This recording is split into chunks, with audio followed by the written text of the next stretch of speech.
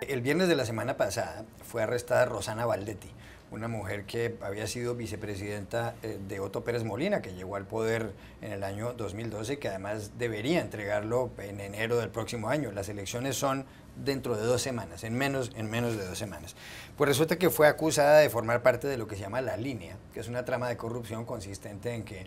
los importadores les pagan, sobornan a algunas personas de la aduana, algunos funcionarios de la aduana, de manera que así pueden ver con mejores ingresos negocios, pueden hacer negocios de una manera más sencilla y por supuesto con esta trampa, con este delito. Ahora resulta que la fiscal general de Guatemala, Telma Aldana, e Iván Velázquez, un ex magistrado colombiano que forma parte de una comisión internacional apoyada por las Naciones Unidas nada menos, han dicho que el presidente Otto Pérez Molina puede estar involucrado en esta trama. Ha habido interceptaciones telefónicas en algunas de las cuales se habla de el número 1 y el número 2 y dicen que el número 1 debe ser el presidente Otto Pérez Molina. Lo cierto del caso es que Pérez Molina apareció anoche domingo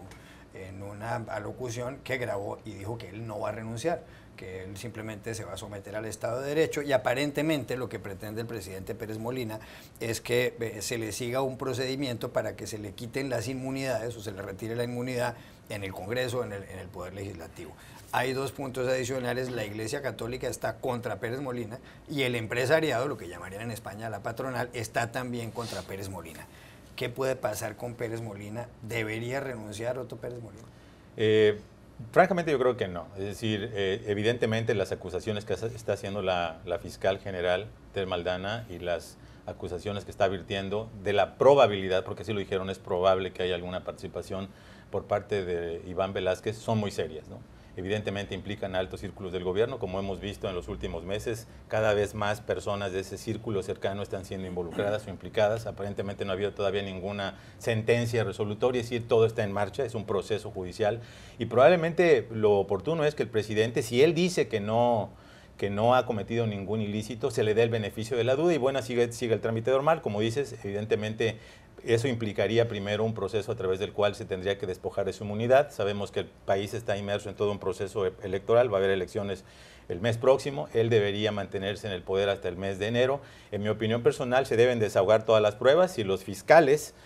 dicen, y el fiscal especial de Naciones Unidas consideran que hay probabilidad, probablemente podrían poner algunos de las evidencias sobre la mesa de tal manera que quede claro. Hasta el momento, de lo que conozco de la situación, ha quedado muy claro supuestamente quiénes son los funcionarios que han recibido ese dinero, ¿no? Pero no queda claro quién les estaba ofreciendo ese dinero. Es decir, el empresariado ha estado lanzando acusaciones, un empresario prominente estaba buscando la presidencia, entonces yo creo que habría también que ver la otra cara de la moneda y cuáles son todas las partes que están involucradas en esta crisis. Manuel Elisa.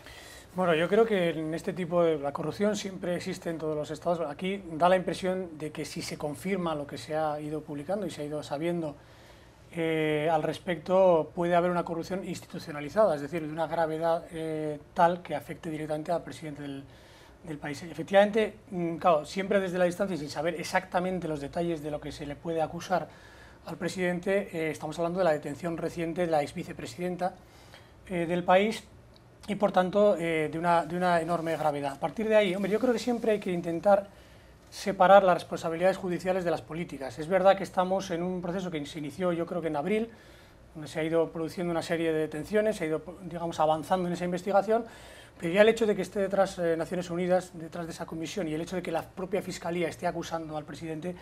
me da la impresión de que adquiere una gravedad el asunto enorme. También es verdad que estando cerca del proceso electoral, no me parece mal a mí que se abra, digamos, esa especie de juicio o enjuiciamiento político a la que se quiere someter el presidente y por tanto de ahí se derivan las responsabilidades políticas. Insisto, no me atrevo a decir si tiene que dimitir o no, lo que sí creo es que a partir de un momento determinado las responsabilidades judiciales y las políticas no tienen por qué ser las mismas y me parece que es importante darle tiempo a esto de tal manera que si aparecen más indicios probatorios de que puede estar relacionado directamente el presidente, estamos hablando de una mafia, de una presunta mafia, detrás de algo que no es localizado, sino que pudiera estar detrás el propio presidente de la nación. Por tanto, si hay, digamos, elementos suficientes para que políticamente tenga que renunciar, creo que debería hacerlo. Pero insisto, hay un primer paso que es darle, como decía muy bien mi compañero, el beneficio de la duda, porque entre otras cosas, de aquí a enero no es tanto tiempo como para, digamos, dilucidar las responsabilidades políticas. Para rematar, Edgar Barquín, el candidato a la vicepresidencia de Manuel Valdizón, que según las encuestas es el empresario, además más opcionado para llegar a la presidencia de Guatemala, está investigado por lavado de dinero. Yo aquí soy mucho menos amable o condescendiente que los compañeros. Yo creo que sí tenía que haber dimitido, y además tenía que haber dimitido ya, porque ya no tiene margen de maniobra. Creo que a veces los políticos o en general las cúpulas de poder se aferran tanto al poder que ya no es saludable. Ahora mismo el presidente de Guatemala tiene muy poco margen de maniobra, tiene la fiscalía en contra, tiene la cúpula empresarial en contra, que ayer dijo que ya no le respalda y que está esperando a que dimita de su cargo. Tiene las calles con manifestaciones que no se habían vivido nunca en Guatemala, manifestaciones históricas que se habla que no se habían vivido en esta cifra de personas protestando en la calle en la última década. Es decir, hay un momento en el que un gobernante ya efectivamente está el beneficio de la duda y uno es inocente hasta que se demuestra lo contrario, pero hay un momento en el que cuando uno llega al poder, porque el poder se lo da el pueblo con las urnas, una vez ya no tiene ese respaldo o ese respeto o esa confianza, empezando por el propio pueblo, pero como digo, siguiendo por el sistema judicial y terminando por la cúpula empresarial, entonces ¿qué le queda? Hasta su ex vicepresidenta ha sido arrestada. Entonces yo creo que ya llega un momento que ya por una cuestión quizá más de decencia o de moralidad, sobre todo teniendo en cuenta que las elecciones son el 6 de septiembre y que no puede repetir mandato, que su último día como presidente va a ser sí o sí el 17 de enero, yo creo que llega un momento en el que uno tiene que dimitir, sobre todo escuchando al pueblo, que es el mismo el que te ha llevado al poder en su momento. Ahora, si usáramos el rasero de que una manifestación popular va a conducir a una renuncia presidencial, estaríamos básicamente desérticos a nivel global. Yo sí creo que en este caso la gravedad, coincido, es la acusación de la Fiscalía, ¿no? Pero creo que hay canales legales que se pueden dirimir de esa manera.